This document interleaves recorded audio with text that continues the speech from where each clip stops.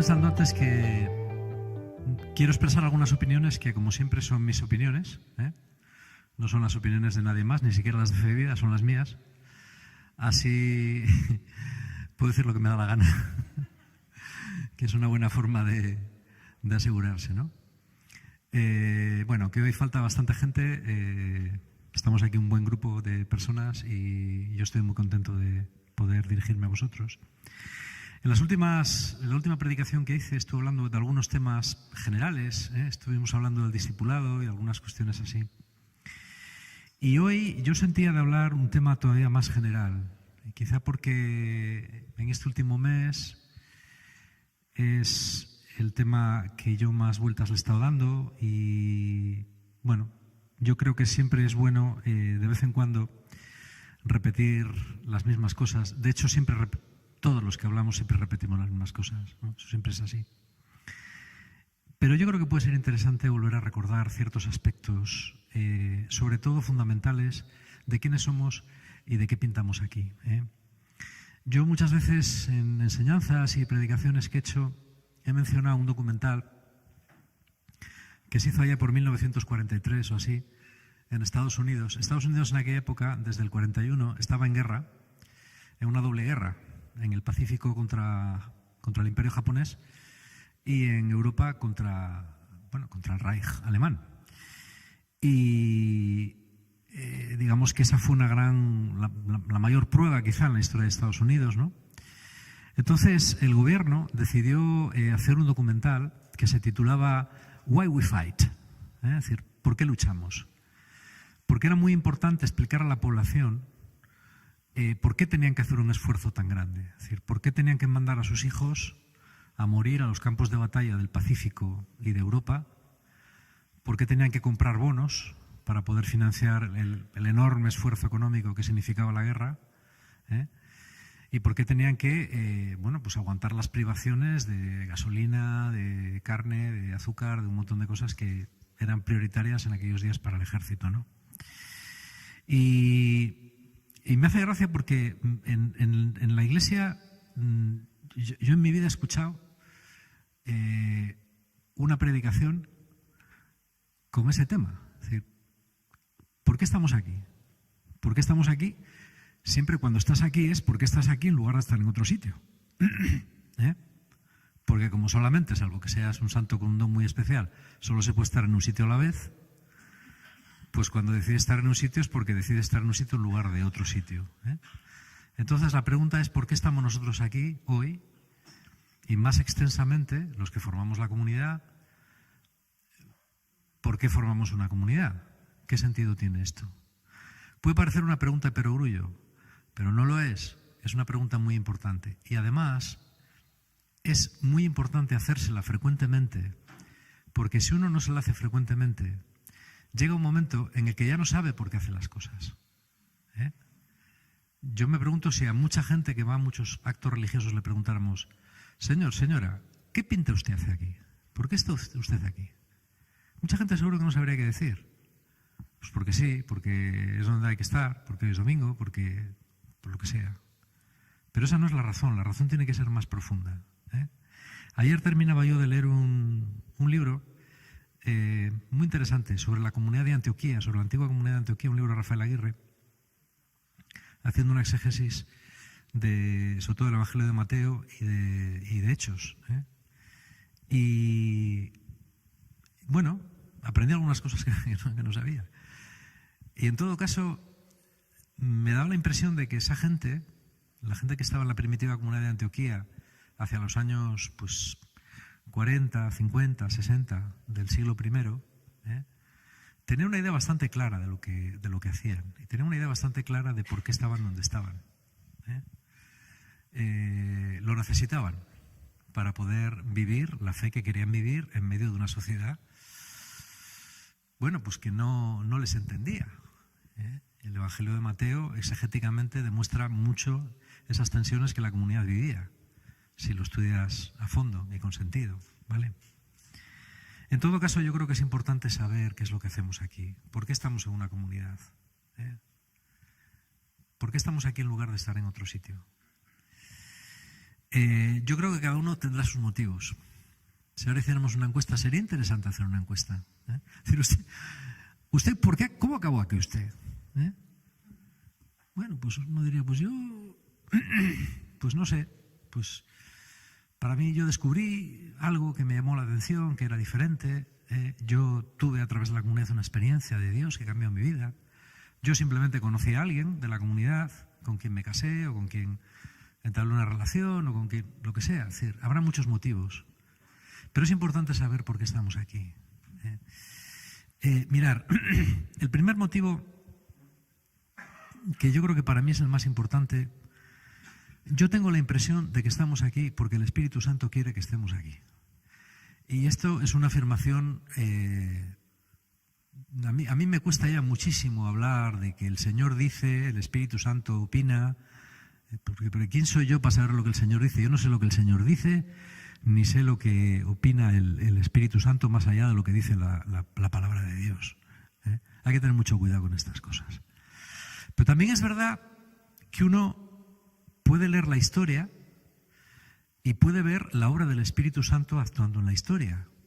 Y yo creo que esta comunidad, como otras muchas comunidades, están porque el Espíritu Santo, de maneras como Él suele hacer las cosas, de maneras insospechadas, que no se entienden bien, pero que van surgiendo por aquí, por allá, por arriba y por abajo, Él ha creado una realidad importante en la Iglesia, porque la Iglesia lo necesita. Porque la Iglesia lo necesita mucho. La Iglesia está atravesando, desde mi punto de vista, la crisis más importante de su historia. Que ya es decir, porque las ha pasado muy gordas. Yo he sido profesor de historia de la Iglesia muchos años y un poquitín sé, un poco. Porque la historia de la Iglesia es muy amplia y saber todo es muy difícil. Pero un poquitín sé. Y en mi opinión, digo que es mi opinión, la Iglesia está enfrentando ahora la crisis más importante de su historia. Sobre todo porque es una crisis interna, no externa. Hay crisis externas. Las crisis externas es cuando alguien o algo te ataca. Pueden ser persecuciones o pueden ser divisiones. Por ejemplo, en la época romana hubo persecuciones. Después vinieron las invasiones bárbaras, que cambiaron mucho también la Iglesia. Después vinieron la guerra de las investiduras, los señores feudales, los papas. Después vino la propia división de la Iglesia con el cisma de primero de Oriente, después de Occidente, que llegó a haber hasta 3 papas a la vez. Después vino la Reforma Protestante, que se desgajó la otra mitad del... Bueno, hubo... Pero las crisis venían siempre, no tanto, o bien venían de fuera, por ataques de fuera, o bien venían por divisiones internas. Pero la de ahora es diferente. La crisis de ahora es diferente. No es que nadie venga y nos esté quitando nada, ni nos esté haciendo persecución, ni por lo menos, a ver, hablo en Europa y en Occidente. Por supuesto que hay lugares en los cuales los cristianos están perseguidos, y vaya si lo están. Me refiero a nosotros, a la Iglesia de Europa, a la Iglesia de América y un poco a la Iglesia de Asia y de Oceanía. La crisis viene por una cuestión que es nueva en la historia. Y la cuestión es que lo que la Iglesia propone no le interesa a nadie. Y esto es la primera vez que pasa. Nunca antes había pasado. Las crisis de antes habían sido diferentes. Pero la de ahora no es una crisis de división, aunque haya ciertas divisiones. Pero la Iglesia es muy homogénea. De hecho, yo creo que la Iglesia de hoy es la más homogénea de la historia. No ha habido nunca una Iglesia tan homogénea como la de hoy. Nunca. Siempre ha sido mucho más diversa de lo que es hoy. Aunque parezca mentira. Por otro lado, ya digo, persecuciones no hay. El problema que hay es que la gente, por vez primera en 2000 años, la gente, me refiero de estos lugares del mundo que he dicho, que son los lugares más influyentes, el único lugar en el que la Iglesia crece es África. Pero yo, el crecimiento de la Iglesia africana, con todo mi cariño y mi amor por mis hermanos africanos, le pongo muy entre paréntesis, porque está muy condicionado sociológica y culturalmente. En el resto de los continentes, salvo en Timor Este, que es una pequeña isla de Indonesia dividida en la mitad, la Iglesia baja. Baja en asistencia dominical, baja en práctica sacramental, baja en vocaciones, en unos sitios más, en otros menos. En Europa es una caída fulminante, en América del Norte también, en América del Sur algo menos, es más matizada. En otros países de Asia, por ejemplo, en la India hay un crecimiento. Pero no nos podemos engañar, la situación es muy difícil, es la más difícil de la historia. Porque, como digo, por vez primera, la gente no compra el producto. El producto no interesa. Una de las últimas encuestas que ha publicado el CIS. Bueno, el CIS no te puedes fiar mucho, pero de la Fundación Santa María sí. De la Fundación Santa María sí te puedes fiar. La encuesta del CIS decía que el 40% de la gente en España ya no es creyente. El 40%, No ya es que sea creyente, no practicante, estas cosas tan esquizofrénicas, ¿no? Como de ser creyente y no practicante, que no lo he entendido en la vida. Yo siempre pongo el ejemplo de que decir que eres creyente y no practicante es como decir que eres padre y no practicante. Yo soy padre pero no practico. Bueno, no, sí. Eso no tiene ningún sentido. No, ya la gente no dice que es creyente y no practicante. No, la gente dice que es que no cree en nada. No cree en nada trascendente. O no creen nada trascendente de tipo cristiano. A lo mejor tienen creencias esotéricas o supersticiosas o vete tú a saber. La gente cree en unas cosas, hay gente que cree en cosas rarísimas también. Bueno, las estadísticas, yo siempre digo y siempre pongo el mismo ejemplo. Si la Iglesia fuera una empresa y viniera un auditor a mirar los libros de cuenta, que es lo que hace un auditor para ver cómo va una empresa, hay que mirar los libros de cuenta, o hoy en día ya los programas informáticos, las acciones caerían, pero así. Sería de estas auditorías que hay que mantener en secreto para que las acciones no se hundan de una empresa. Porque las cuentas son muy malas. Todos los indicadores, todos, además coincide, todos son muy malos. Entonces, a veces cuando hablo con algunos obispos, ¿no?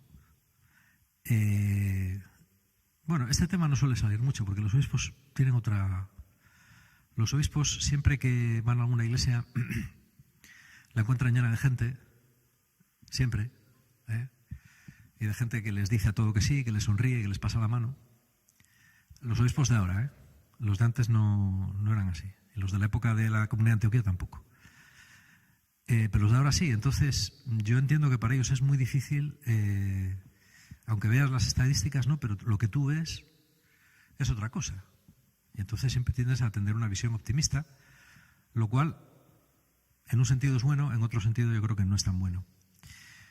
Pero yo siempre que hablo con algún obispo, siempre me quedo con ganas, unas ganas muy fuertes de hacerle una pregunta. Oiga, ¿cuál es el plan B? ¿Cuál es el plan B? Porque lo que tenemos ahora es el plan A. Normalmente cuando el plan A no funciona, conviene tener un plan B. Y a medida que ha ido pasando el tiempo, y yo que he ido conociendo un poquitín más la Iglesia, a medida que te vas haciendo viejo, vas conociendo más gente, hablando con más gente, ¿no? Te das cuenta de una cosa que puede ser un poco aterradora. ¿Sabes cuál es? No hay plan B. No hay plan B. De hecho, muchas de las cosas que se hacen ni siquiera se revisan. Esto puede parecer difícil de creer, pero bueno, parece ser que a muchos niveles es así. Se hace una JMJ, bueno, pues se hizo y ya está. Bueno, pero y esto hay algunos indicadores estadísticos, algún análisis sociológico posterior que nos permita saber si todo este esfuerzo ha merecido la pena, no ha merecido la pena, lo que se ha invertido, será mejor invertirlo de otra manera, hacer otra. Pues me temo que estos análisis no se hacen, por lo que yo sé, a lo mejor estoy equivocado y digo una mentira, no lo sé. Bueno, pero yo creo que el Espíritu Santo tiene un plan B. Espíritu Santo siempre tiene un plan B. Dios siempre tiene un plan B. Lo tiene con las personas, lo tiene con los grupos y por supuesto también lo tiene con la Iglesia. Decía, no sé si era Henri de Lubac, no sé quién era el que decía, precisamente con respecto a esta situación, ¿no? Él decía, en la Iglesia tenemos que tener en cuenta una cosa, y es que Dios perdona siempre. Los hombres, algunas veces. Pero la historia no perdona nunca. Y eso tenemos que tenerlo en cuenta hoy. Yo creo que el plan B del Espíritu Santo para la Iglesia son los movimientos y las comunidades. Esa es mi humilde opinión. Conociendo la debilidad también tan grande en los últimos años, aquí lo hemos comentado alguna vez, bueno, pues muchos movimientos han tenido experiencias devastadoras, ¿no? Especialmente por parte de sus líderes, que no han estado a la altura y los escándalos han sido y siguen siendo muy fuertes. Pero a pesar de todo, yo creo que la visión es muy optimista. A pesar de todos los escándalos, a pesar de todos los líderes que han caído, que han pecado, que han cometido lo que sea, ¿no? Yo creo que es tan esperanzador lo que hay. Yo que soy un aficionado a la investigación comunitaria y me paso la vida visitando webs, ¿no? de todos los movimientos que existen, habidos y por haber, todos los que tienen web, y te das cuenta de que es entusiasmante después de todo.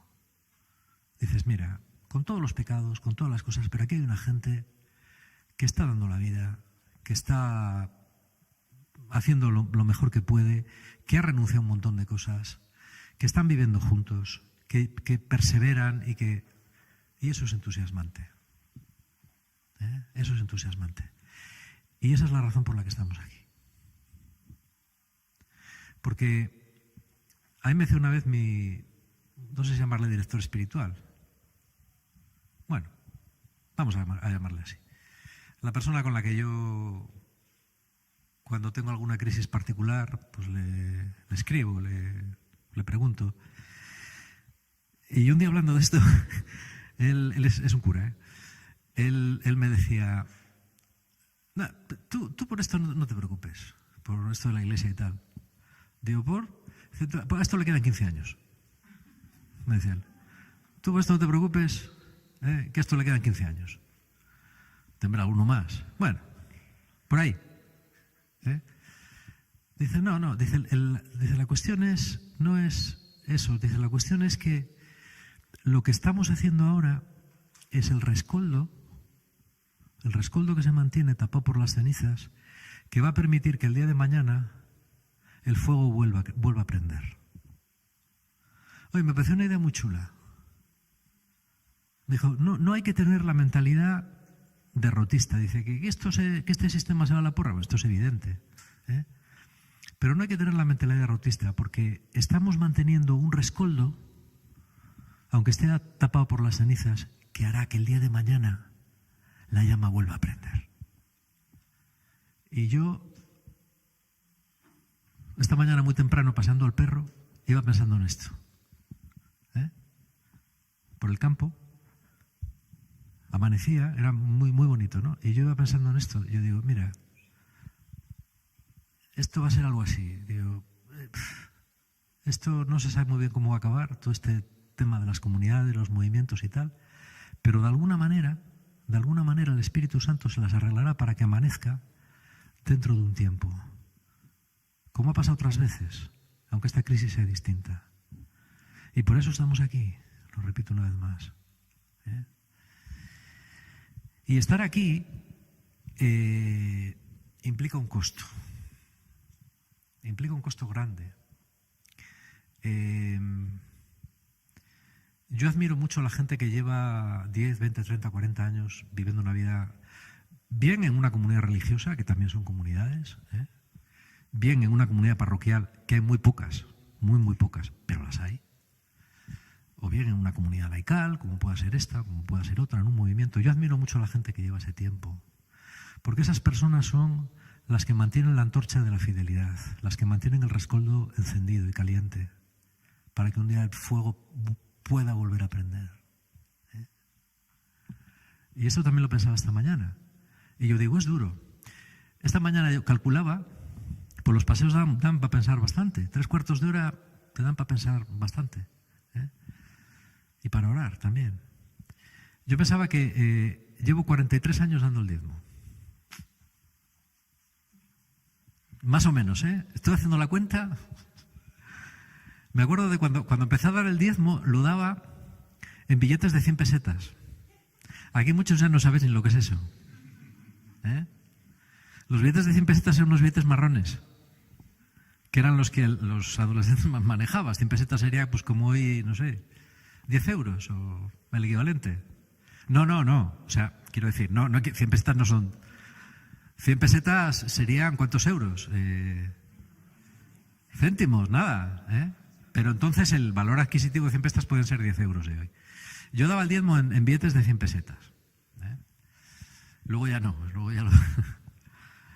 y pensaba, dijo, ¿cuánto dinero habrá sido? Y pues, un pico. Un pico. Cuesta. Ya costaba entonces y ahora sigue costando. Y cuesta pues venir a una asamblea como esta, pues cuando uno a lo mejor un viernes viene cansado de trabajar, los que trabajáis, y...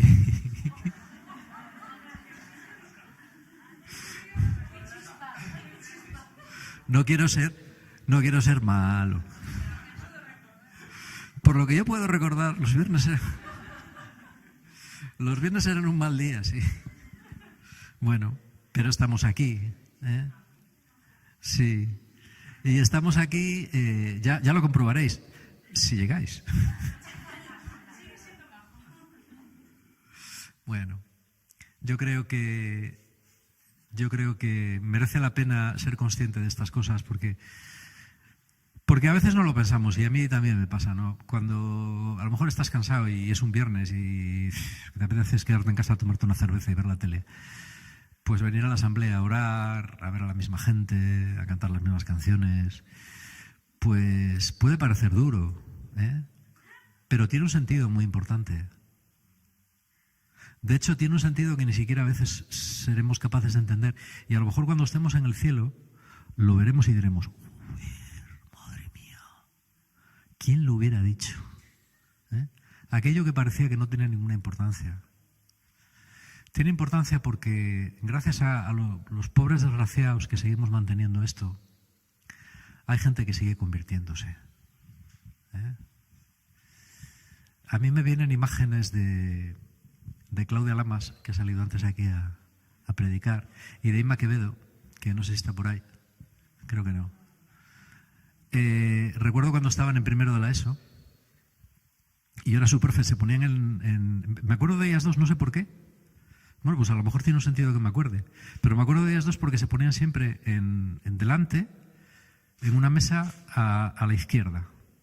Se ponían en primera fila. Y yo las veía cuando, pues, en primero de la ESO tendrían 12 años, 12, 13. Las veía hacer así las tareas y tal, porque eran muy buenas, sacaban muy buenas notas. Y las veía con los cuadernos y tal, y yo pensaba, digo, estas crías que las doy clase de religión, fíjate, ¿quién sabe, no? ¿Quién sabe?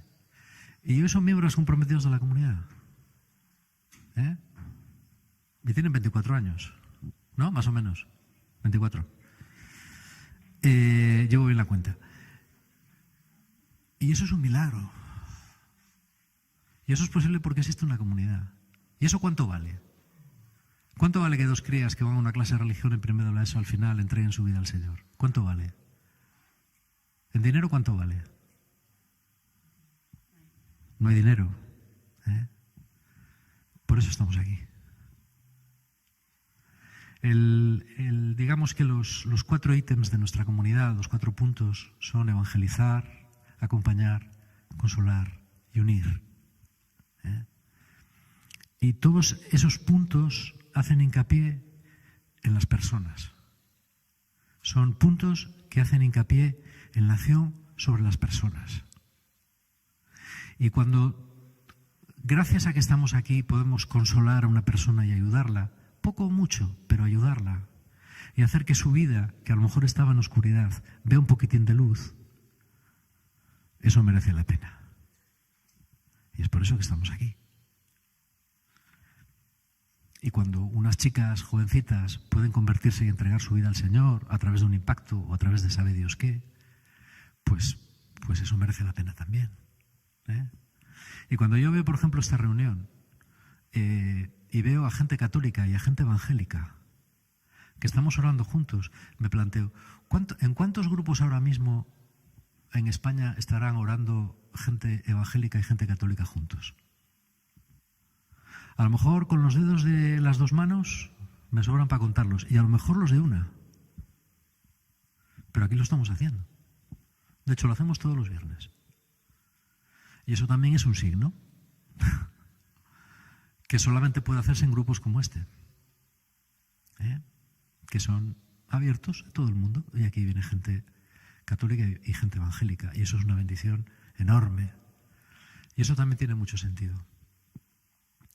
Por eso yo creo que cosas como esta comunidad y como otras que son pues, mucho más grandes, ¿no? Y, en fin, mucho más fructíferas y tal, es por eso por lo que comunidades, bueno, que tienen unas ciertas posibilidades como esta y como las que son mayores, y pues merecen la pena y tienen sentido.